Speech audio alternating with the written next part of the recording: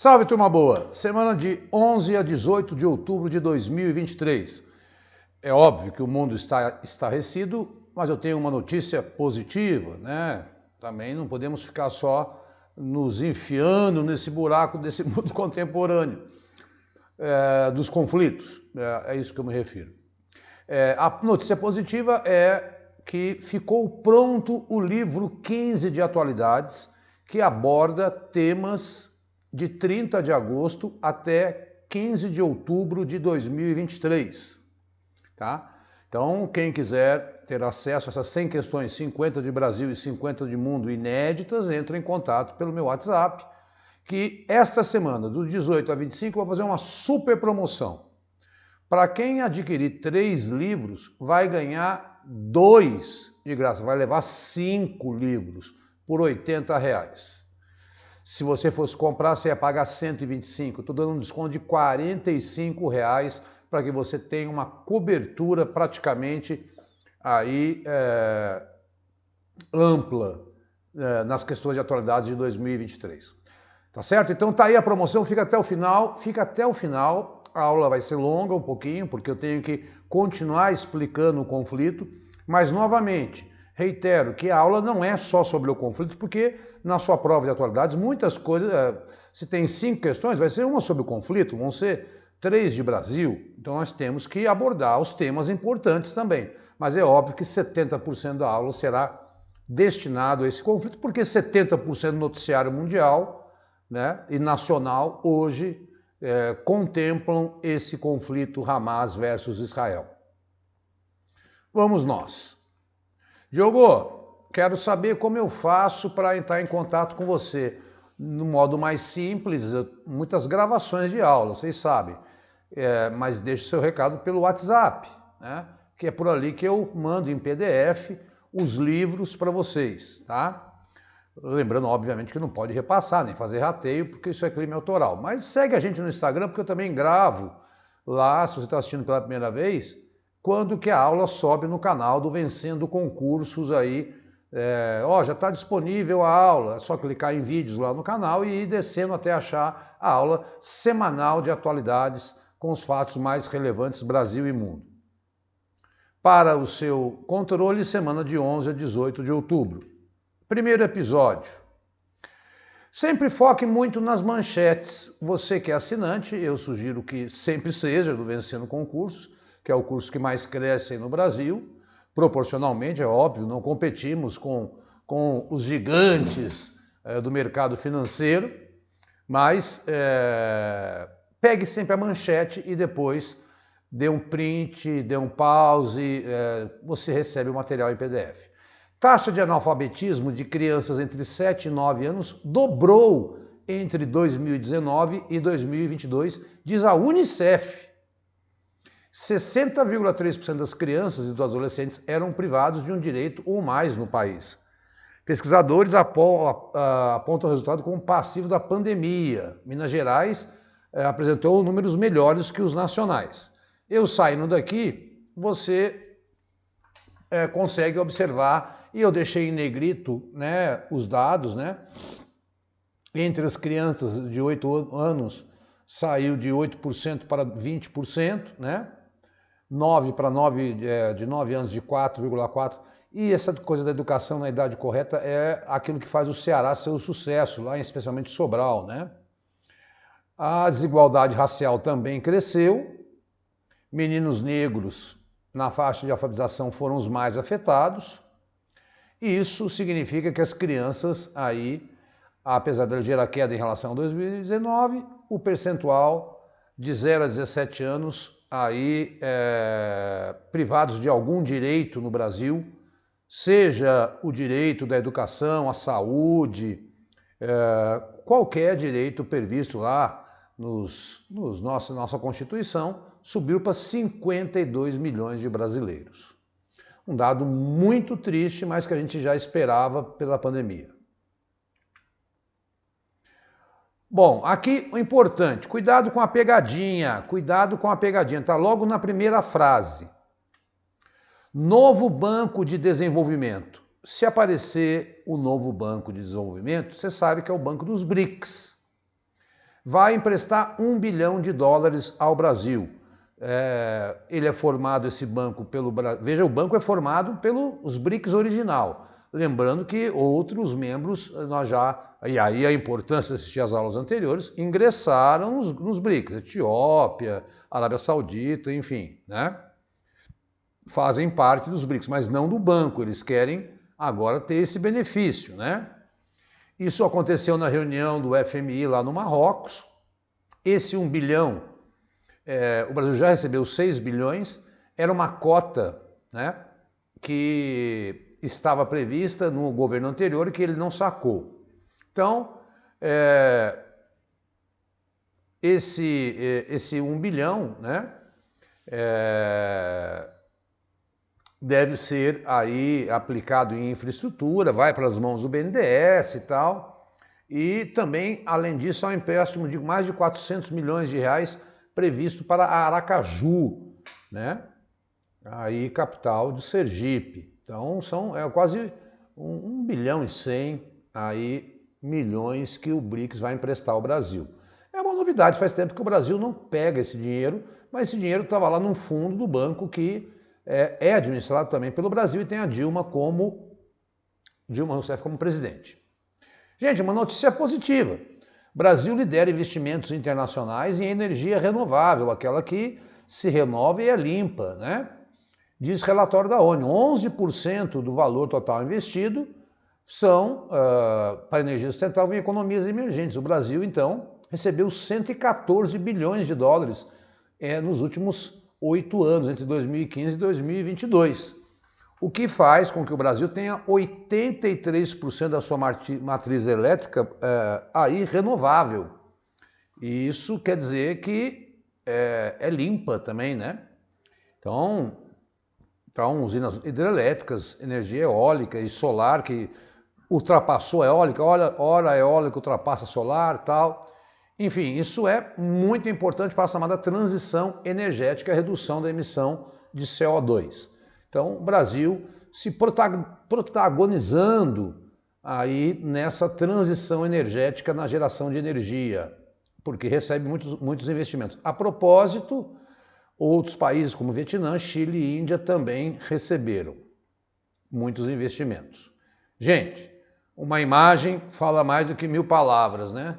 Olha a seca, aí eu vi hoje a notícia que eu vou colocar na aula da semana que vem, que o Brasil vai destinar 650 milhões de reais para o que está acontecendo na seca do norte, e nós já falamos, né? Agora é o Rio Negro, que atingiu o seu nível mais baixo em 120 anos. O rio que aí abastece o porto de Manaus. Olha a cena de como era o rio, olha a cena de como está.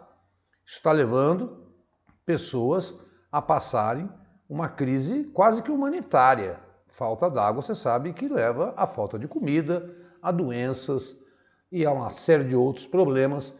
Este efeito que a gente jamais imaginava observar na região norte do país, né? Mas enfim, então ficar sempre atento, né? Outra hora fechou as usinas do Rio Madeira, agora é o Rio Negro, o Rio Solimões também está em baixa, mas quem bateu a marca histórica foi o Rio Negro. Já entro no campo das manchetes. Manaus amanheceu sob uma onda de fumaça. Isso aí é reflexo de queimada irregular e foi trazida pelo vento. A cidade ficou esse último final de semana, parecia, enfim, aquelas fumaças que atingiram a Noruega, o Canadá, os Estados Unidos, Nova York, gente que fazendo queimada irregular, né? E graças a Deus parece que choveu e essa fumaça se espalhou. Combater veementemente esse tipo de ação. O Putin visitou o Quirguistão, que é um aliado dele, e aí, obviamente, se é um aliado, ele foi lá, né? E está hoje na China. Eu quero aguardar o que vai sair dessa visita do Putin na China, assim como eles estão votando exatamente agora o relatório da CPI dos atos golpistas. Isso vem tudo na semana que vem, porque enquanto eu estou gravando as coisas estão acontecendo, né? E a gente acrescenta na aula da semana que vem. Mas é a primeira viagem dele Lógico que ele foi para um país aliado, porque lá o TPI, que tem uma ordem de prisão, não vai atuar. Preocupação do Ministério da Educação, porque 81% dos alunos de licenciatura, por exemplo, eu fiz História, depois eu tive que fazer licenciatura em História para dar aula, né? Depois, fora a pós-graduação. O cara faz matemática, ele tem que fazer licenciatura, então é bacharelado e licenciatura. A licenciatura é onde você estuda as disciplinas de pedagogia que nos fazem professores, né? Aliás, parabéns a todos os professores aí pelo último dia 15, né? 81% dos alunos estão na modalidade EAD. Isso e aí, os cursos sequer têm 50% da nota máxima. Então, cuidado, se você vai para a modalidade EAD para formação, veja se o curso tem uma nota do MEC bem avaliada, porque você pode estar sendo enganado. No mundo onde o centro não vence mais as eleições, nem centro-direita nem centro-esquerda, sempre direita ou esquerda, né? Lá na Nova Zelândia, um governo de direita foi eleito, o chamado Christopher Luxon, né? Será o primeiro-ministro no lugar da Chris Hipkins, que ficou no lugar da Jacinda Ardern, que renunciou em janeiro. A Jacinda ficou famosa pelo fato de ter combatido muito bem a Covid, mas ela tinha um governo de esquerda e agora a direita ganhou, né? Forró é reconhecido como manifestação cultural nacional pelo Congresso e deve se juntar à música gospel, escolas de samba. Gente, manifestação cultural não é a mesma coisa que patrimônio da humanidade. Patrimônio da humanidade é a Unesco que classifica. Patrimônio nacional é o IPHAN. Manifestação cultural é uma lei que o Congresso aprova para facilitar o acesso a benefícios, né, do Ministério da Cultura. Então são coisas diferentes, tá? Manifestação cultural aprovada pelo Congresso e os chamados patrimônios, que nós temos vários no Brasil. Ouro Preto, Olinda, os Jardins de Burle Marx, enfim, né? E agora vai para a sanção presidencial o forró, o que vai facilitar investimentos naquelas festas juninas que tem lá na região nordeste brasileira. Votação histórica na Austrália rejeitou o projeto que daria mais direito aos indígenas. Um plebiscito na Austrália decidiam rejeitar uma proposta que reconhecia os aborígenes e indígenas na Constituição. E isso eles entenderam que traria muitos problemas, criando um setor privilegiado, e a população rejeitou essa votação. É uma polêmica, eu não vou entrar, senão a gente fica aqui muito tempo, mas eles eram os verdadeiros donos da terra. Espero que lá não se faça a mesma coisa que no Brasil, né? Acredito que não. Né? Invasão de terras, garimpo ilegal, assédio, enfim. Cientistas identificaram a presença de um composto químico raro no quadro da Mona Lisa. O Leonardo da Vinci usou lá um produto químico, né, pó de óxido, para engrossar e secar melhor as camadas de tinta. Foi o primeiro, até onde se tem estudo, o primeiro pintor, né, a fazer esse tipo de uso em quadros aí na transição da Idade Média para a Idade Moderna, no chamado Renascimento. É da Vinci, né? O grande cientista. Gente, roubaram 21 metralhadoras do arsenal de guerra de Barueri. Tem lá cento e tantos militares presos, já soltaram 300.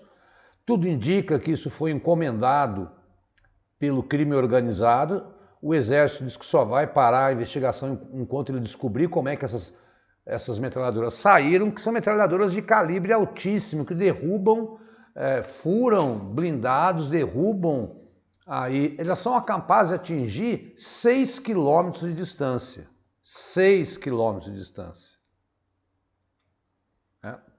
Eu consigo ficar aqui. Bom, para a gente dizer que a gente não está falando aí da guerra entre Rússia e Ucrânia, que continua, guerra no começo assusta, a gente traz muitas notícias como essa entre Israel e Hamas, que eu entendo que vai demorar muito tempo também.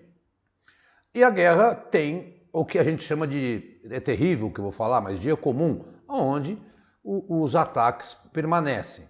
É evidentemente que as notícias são poucas que estão rareando aí, né? Mas finalmente a Ucrânia vai usar um míssil que é o míssil ATACMS, né? Que ganhou dos Estados Unidos, mas é um míssil que atinge distâncias de 300 quilômetros. E há um grande temor da Ucrânia usar esse míssil, porque esse míssil era aquilo que a Rússia havia dito: olha, essa é a linha vermelha, se vocês usarem esse míssil contra nós, a guerra vai escalar. A conferir, a Ucrânia está usando esses mísseis dados pelos Estados Unidos. Li hoje uma reportagem que Zelensky está muito preocupado, porque o mundo está dando muito dinheiro aí tanto para resolver a questão humanitária dentro da faixa de Gaza, como também para ajudar Israel na luta contra o terrorismo. E aí ele teme porque ele precisa da ajuda externa na guerra.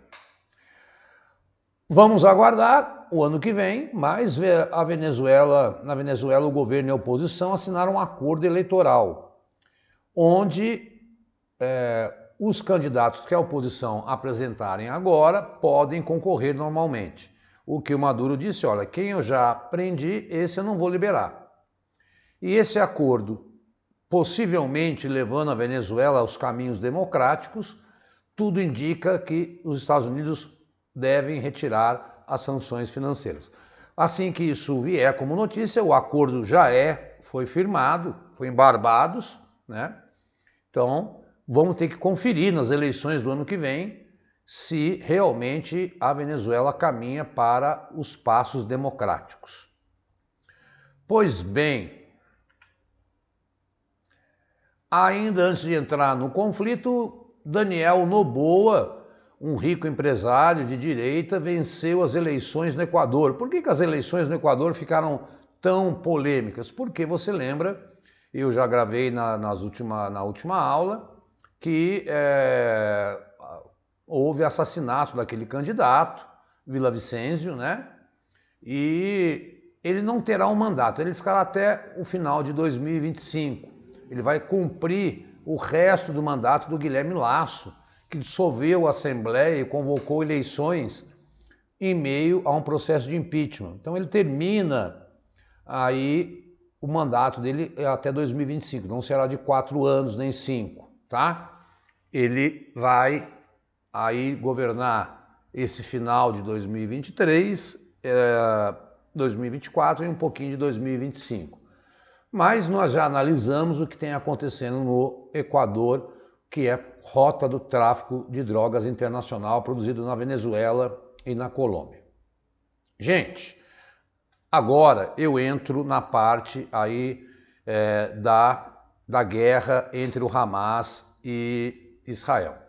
Naturalmente que muita gente me pergunta quem está certo, quem está errado. A gente sempre gosta a gente tem essa mania, esse olhar, né? Talvez pela nossa formação cristã, céu e inferno, não sei, não venha me perguntar pecado, não pecado. Quem é o certo e como é que as bancas entendem? As bancas vão sempre condenar todo ato terrorista. Portanto, elas vão condenar o Hamas. As bancas vão condenar, como os acordos internacionais de direitos humanos, as convenções de Genebra, da qual também sou professor e tenho 3 livros também, se você está prestando concurso que envolve direitos humanos, eu tenho com questões comentadas. Esse eu pego de provas prontas, porque a atualidade é que eu tenho que formular as questões. Assim como as bancas vão condenar ataque a civis que não tem nada a ver com a guerra, né? Nessa aula eu praticamente dou uma continuidade tentando explicar alguns conceitos importantes que envolvem esse conflito histórico, atualizo e daqui em diante eu acho que você já vai ter, pela aula passada e por essa, bastante domínio de como é essa história que envolve Israel e os palestinos ali no Oriente Médio, tá? Então, o primeiro slide que eu quero apresentar a vocês é o que é a Cisjordânia e por que Israel e palestinos entram em confronto pela região. Região, já mostro no mapa, fica entre Jerusalém, reivindicada por palestinos e israelenses, e a Jordânia, onde vivem mais de 3 milhões de habitantes. Gente, nós estamos olhando para o conflito entre Israel e a faixa de Gaza, mas os palestinos estão divididos entre a faixa de Gaza e a Cisjordânia. O problema na Cisjordânia, né, que é governada pela Autoridade Nacional Palestina, que foi criada para ser um governo, e Mohamed Abbas, do partido Al-Fatah, que discorda do Hamas, que controla a faixa de Gaza, é uma loucura, como se fosse um país onde uma parte é governada por um partido, uma outra parte é governada por outro. Ficou definido pelo Acordo de Oslo, lá na Noruega, em 93, que criava 2 estados independentes. Parte de palestinos não aceita esse acordo e parte de Israel não aceita. O que Israel faz aí na Cisjordânia, que é o maior território e tal, e em Jerusalém Oriental, onde ela ocupa desde 67, na Guerra dos 6 Dias, mesmo com o acordo de paz. Israel constrói assentamentos, que são verdadeiros bairros dentro do território palestino. Isso ela não faz na faixa de Gaza. Ela saiu totalmente da faixa de Gaza, mas na Cisjordânia não. Tem 60% da sua fronteira como um muro, né? E ocupa a cidade de Jerusalém, que metade dela deveria ficar na mão dos palestinos e a outra metade na mão dos israelenses. Então, e ela fica bem na fronteira de Israel com a Cisjordânia. Então, o que eu quero afirmar é que existe também um atrito entre Israel e Cisjordânia. Não na proporção como na faixa de Gaza, porque a faixa de Gaza existe o Hamas, que é um grupo terrorista, não reconhecido pela ONU, mas pelo Reino Unido, pela União Europeia, pelos Estados Unidos e vários países, né? O Brasil segue a ONU, como a ONU não entende o Hamas como terrorista, o Brasil também não. Não só o Brasil, outros países também, né? Inclusive o Hamas é apoiado pelo Irã, pelo Hezbollah, que eu já vou explicar quem é. Então, vejamos onde fica a Cisjordânia, aí, para você entender que não é só um problema com a faixa de Gaza. Ah lá, aqui, bem, aquela parte amarela grande é a chamada Cisjordânia. A faixa de Gaza tem 40 quilômetros de extensão por 10 de largura. A Cisjordânia é muito maior. E o que Israel faz? Israel vai colocando assentamentos condenados pela ONU para chegar um dia e dizer, olha, a Cisjordânia tem mais israelenses do que palestinos. Tá? Agora, Diogo, existem palestinos que vivem em Israel e gozam dos direitos? Sim, existem, tá? Que não vivem nem na faixa de Gaza, nem na Cisjordânia, vivem em Israel. Mas não têm os mesmos direitos que os israelenses. Fazem o trabalho braçal aí mais barato. Então, óbvio que o conflito é entre Israel e a faixa de Gaza, mas é importante entender que na Cisjordânia, onde também habitam os palestinos, há focos de tensão e que pode escalar a guerra. Mais perigoso que o Hamas para Israel, entendo que é o Hezbollah. O grupo é considerado terrorista para alguns países, como Estados Unidos, Reino Unido e Alemanha. O Hezbollah ele tem um braço político, ele tem um braço social que comanda escolas e hospitais, e tem um braço militar. E tem cerca de 100 mil homens, é uma potência muito maior que o Hamas, e tem trocado aí, é uma briguinha como se fosse aquela, antes de começar a guerra mesmo, fica um empurrando, uma briga de soco, né? Um empurra o outro. Mísseis já foram lançados do Líbano para Israel e o Líbano faz fronteira ao norte com Israel, lançado pelo Hezbollah, que é apoiado pelo Irã, que é apoiado, que apoia também o Hamas. Qual é o grande receio? Essa gente treinou na guerra civil da Síria, é um grupo muito mais forte do que o Hamas, e aí aquela velha história. O que pode acontecer de pior nessa guerra? Outros atores, será outros atores, outros agentes entrarem nesse conflito, o que demandará uma guerra que poderá mudar toda a geopolítica do Oriente Médio, né? Os Estados Unidos já fizeram anúncios, Israel também, não entrem na guerra, mas a gente não pode prever nada porque eu não tenho bola de cristal. Por enquanto, há sim troca de mísseis aí do Hezbollah com Israel. Então, mas ele é do Líbano, aliás, quer dizer partido de Alá. Eu consegui esse infográfico que eu achei muito interessante, que demonstra como foi a ação do Hamas para invadir o grupo terrorista. Usou drones como explosivos, militares em asa deltas e até retroescavadeira para derrubar. Está lá, faixa de Gaza, Israel, né? Então você tem 1 quilômetro ali, que é a zona de risco, ali só ficam fazendeiros, tem uma faixa de 100 metros, que é a zona de exclusão, que fica na fronteira. E nós falamos, até o chefe de segurança de Israel assumiu o erro, um descuido, né, que marcou o sábado, 7 de outubro, quando mais de 2.000 terroristas invadiram os kibbutz, que são aquelas comunidades agrícolas em Israel, mataram 3 brasileiros e 2 filhos de brasileiros e mais de 1.700 israelenses no que eles estão chamando de 11 de setembro de Israel, né? E eles conseguiram furar esse cerco que é armado por Israel aí em relação à faixa de Gaza. Uma outra imagem mostra aí, né, com drones e com retroescavadeira, foi assim que eles conseguiram furar, e até mesmo pessoas em parapente, destruindo essas torres que não davam informação. Como elas não passavam a informação, demorou para o exército de Israel agir, né, mais de 3 horas, e nessas 3 horas é que ocorreram as atrocidades promovidas e condenadas pelo Hamas.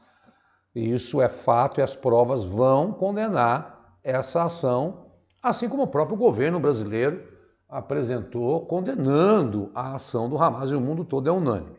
O fato é, e aí você tem que entender, e a gente sabe que sim, está ocorrendo, né, e Israel está recebendo uma série de alertas, quando Israel faz a sua contraofensiva, ela atinge crianças e civis, que não tem nada a ver com o Hamas. É muito importante separar palestinos do Hamas nos seus estudos. Tem muitos palestinos que, na Cisjordânia, por exemplo, como eu falei há pouco, não toleram o Hamas, né? Tanto que lá é outro partido, né? E por isso que o Hezbollah, que é um grupo também terrorista, apoia. Mas tá aí, eu achei bem legal. Bem legal. Quando eu vejo uma coisa bem feita, né? Isso é da BBC de Londres.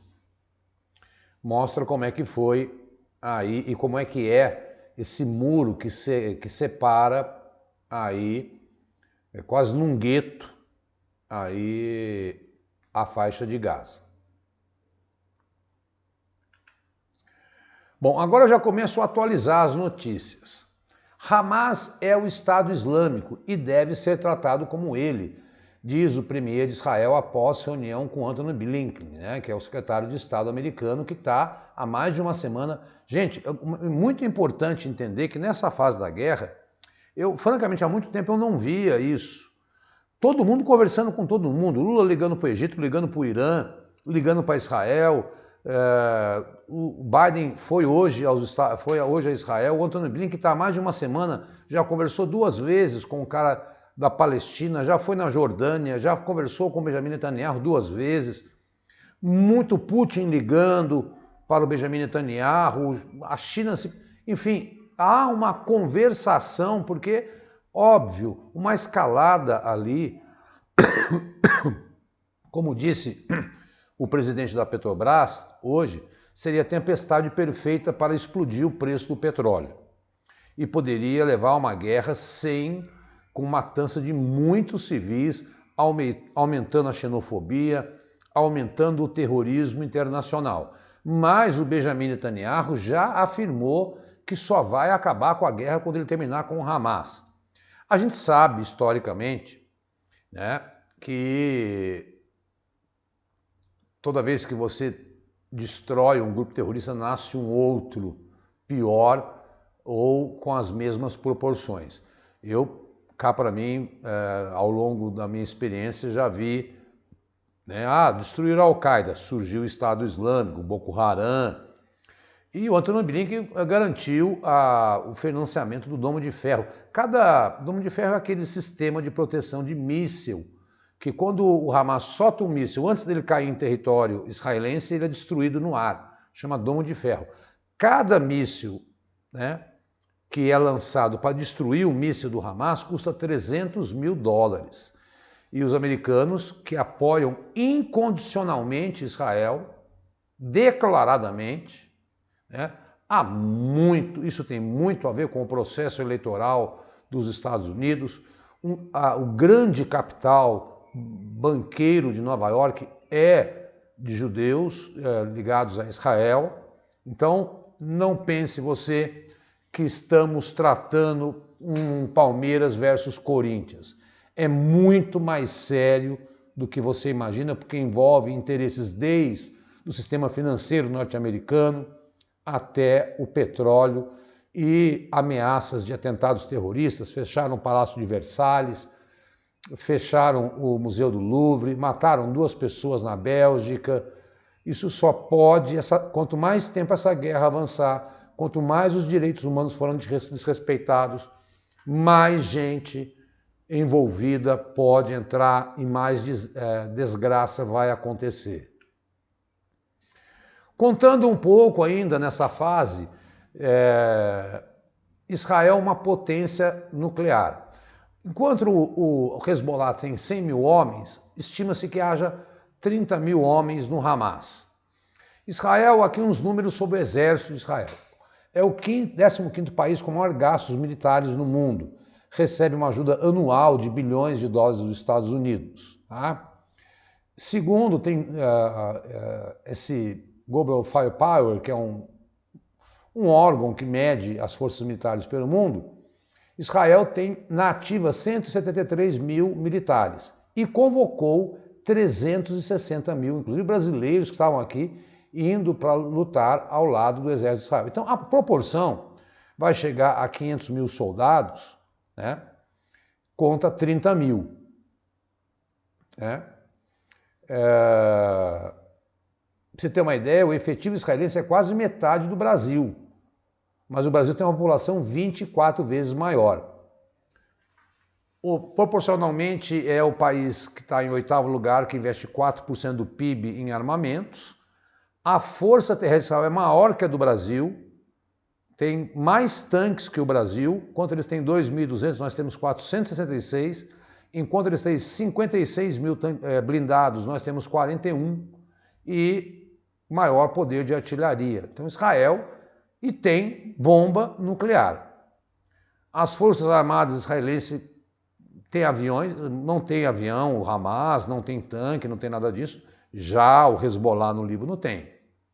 Então, aí contando um pouco, e vai receber mais ajuda e, repito, única potência nuclear no Oriente Médio que tem bomba nuclear, inclusive com submarinos nucleares aí que podem lançar mísseis nucleares. Então, é desproporcional. Então, é importante entender, e aí esse estudo aí traz uma comparação com o Brasil, que é um país que tem uma população 24 vezes maior.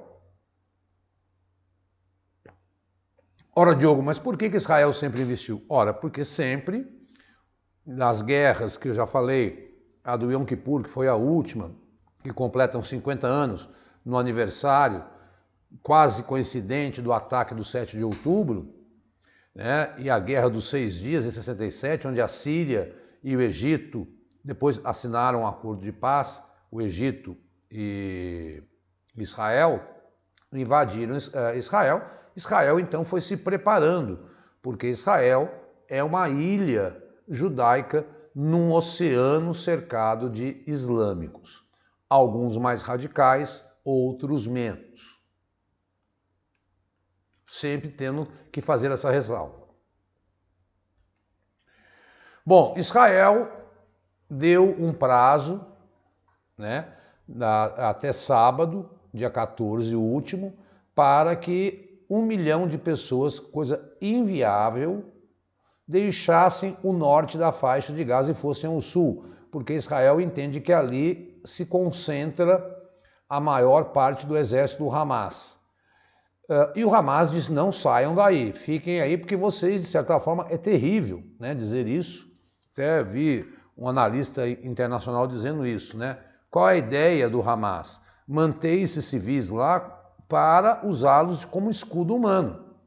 Porque uma vez que Israel mata esses civis, mesmo sendo moradores da faixa de Gaza, podem até ser simpatizantes, mas não são do exército do Hamas, Israel está descumprindo as regras do direito humanitário internacional e pode ser condenado.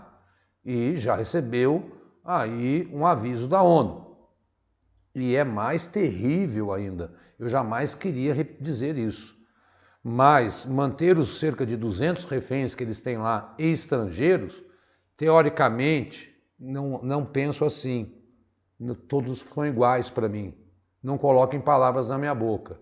Mas, para o Hamas, matar um estrangeiro é mais, digamos assim, valioso, muito entre aspas, porque aí atingem outros países. Está vendo? Israel está matando brasileiros, Israel está matando norte-americanos, já matou 31 norte-americanos. Vocês estão vendo, são civis. É um pouco do jogo do grupo terrorista terrível Hamas. Então, um estrangeiro, infelizmente, tem para o Hamas um valor maior e por isso eles os mantêm lá. Mas esse ultimato foi dado e impossível de ser cumprido porque no caminho de 40 quilômetros até o sul, eles podem ser atacados e morrer.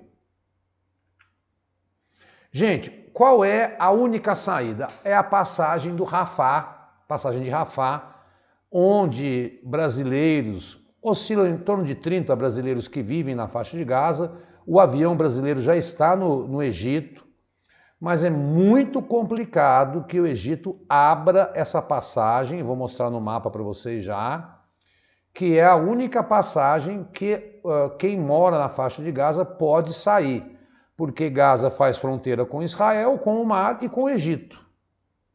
Ora, está fechada e o temor do Egito são dois. Primeiro, que receba mais de 1 milhão de pessoas, e o Egito não tem estrutura para receber essa gente, né? Que entrem lutadores do Hamas, que é aliado da Irmandade Muçulmana, que é um outro grupo extremista que tem no Egito, que é contra o governo militar do Al-Sisi.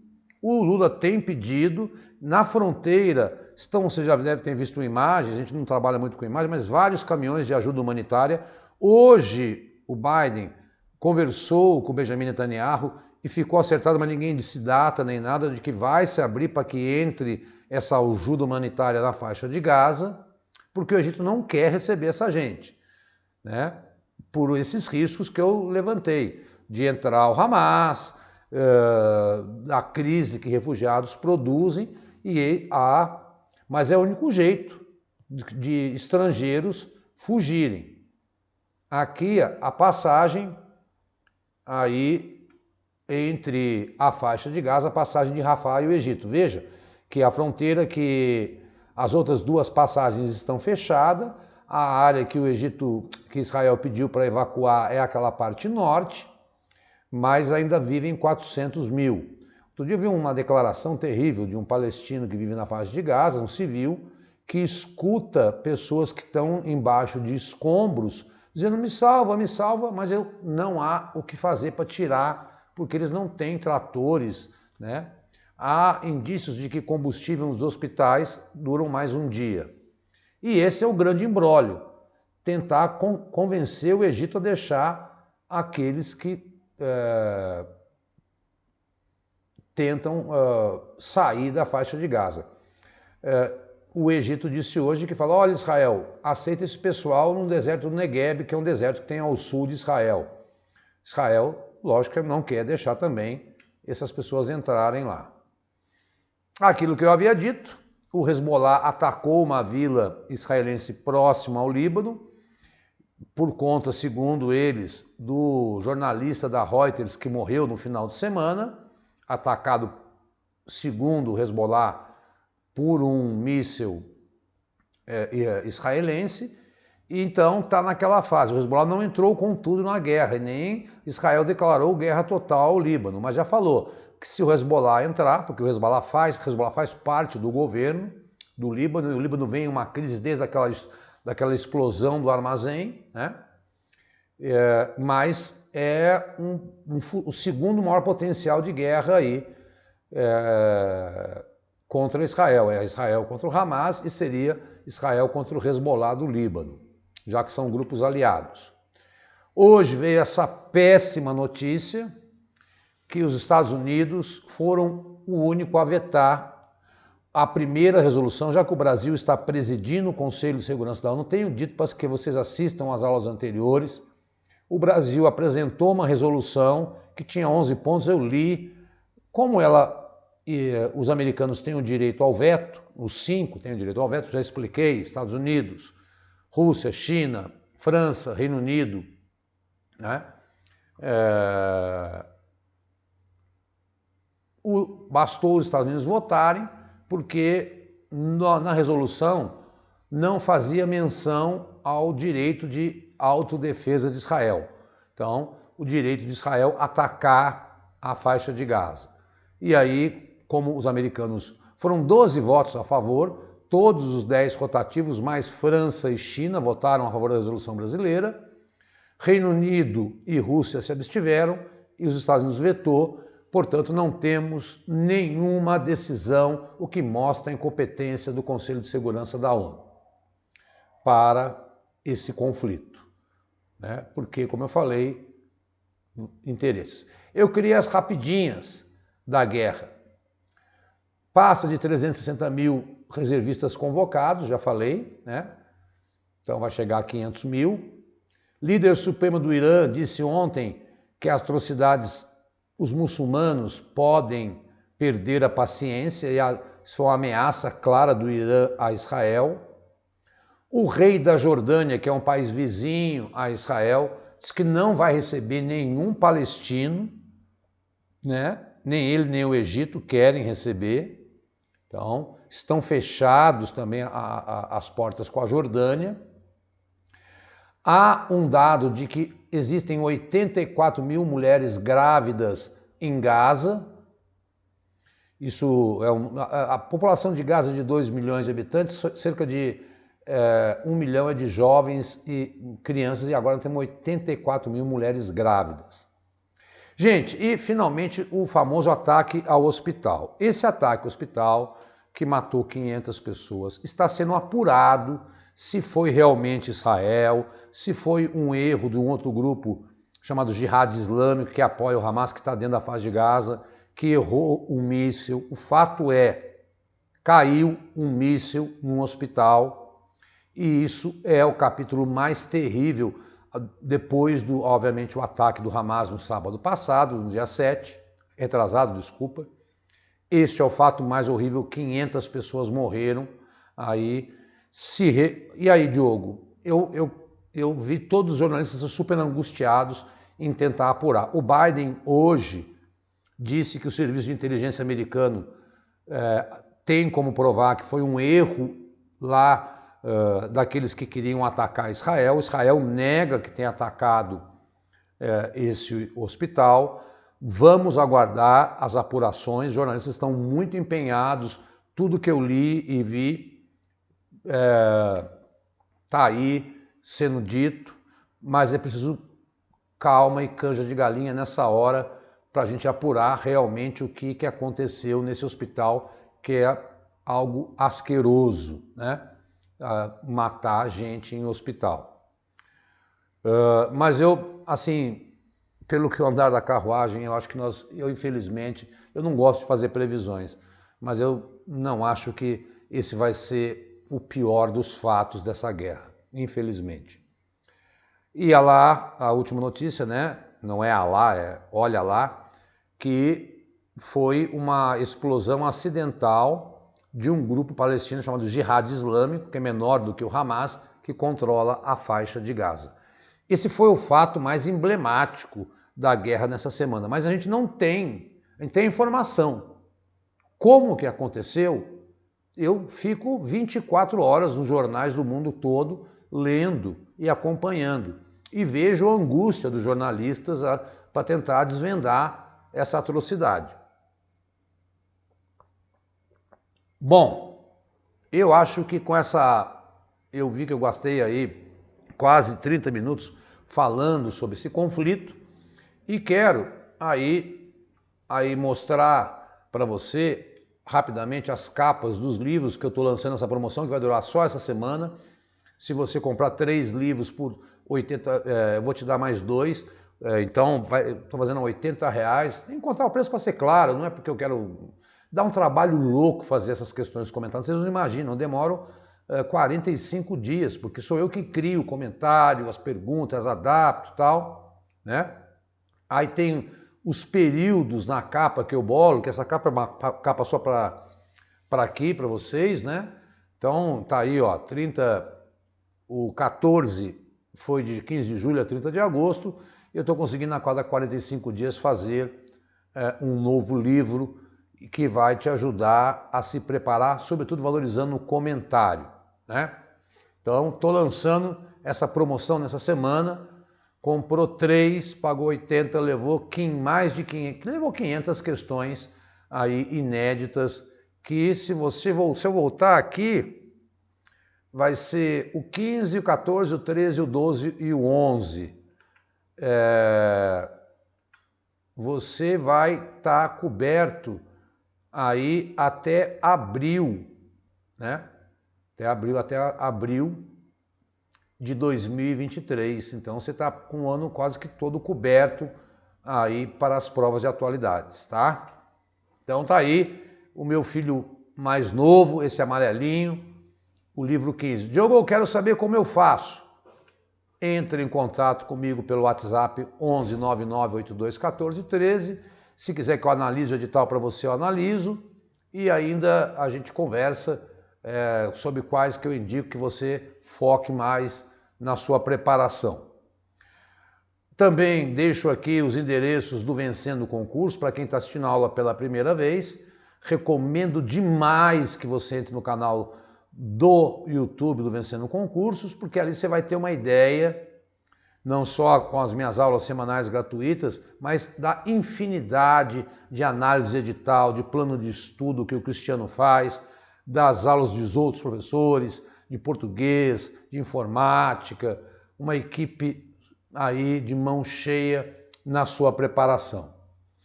Batemos um pouco mais porque esse tema ainda exige que vocês entendam com muita calma essas nuances desse conflito que é tão distante de nós, mas ao mesmo tempo tão perto, porque todos nós temos aí uma relação com os judeus que viveram em Portugal, depois vieram para cá, se transformaram em cristãos novos.